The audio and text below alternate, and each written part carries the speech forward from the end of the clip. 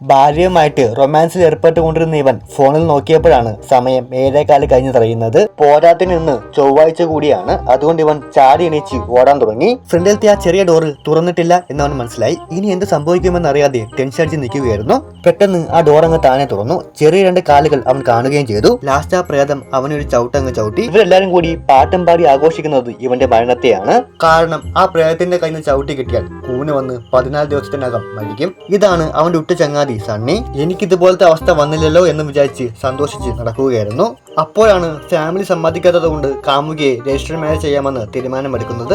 കിട്ടിയ ഡേറ്റ് ആണെങ്കിൽ ചൊവ്വാഴ്ച. പക്ഷെ അവന്റെ കാമുകിക്കാണെങ്കിൽ ഈ അന്ധവിശ്വാസങ്ങളൊന്നും വിശ്വാസമില്ലായിരുന്നു. അതുകൊണ്ട് ഡേറ്റ് അന്ന് തന്നെ ഫിക്സ് ചെയ്യാൻ വേണ്ടി പറയുന്നു. നീ തിരിച്ചു പോയിട്ട് കഥവ് തുറന്നിട്ടാ മതി എന്നും പറഞ്ഞ് കല്യാണം തുടങ്ങി. നോക്കിയപ്പോഴാണ് സമയം വല്ലാണ്ട് അങ്ങ് താമസിച്ചു. അവളെ മുക്കി 3 റൗണ്ട് ഓടിയിട്ട് അവൻ വീട്ടിലേക്ക് ഓടാൻ തുടങ്ങി. എങ്ങനെയൊക്കെ കഷ്ടപ്പെട്ട് വീടെത്തിയപ്പോൾ ആ ചെറിയ കഥവ് തുറക്കാൻ പറ്റിയില്ല. ലാസ്റ്റ് അവനും അതിന്റെ കയ്യിൽ നിന്ന് ചവിട്ട് കിട്ടി.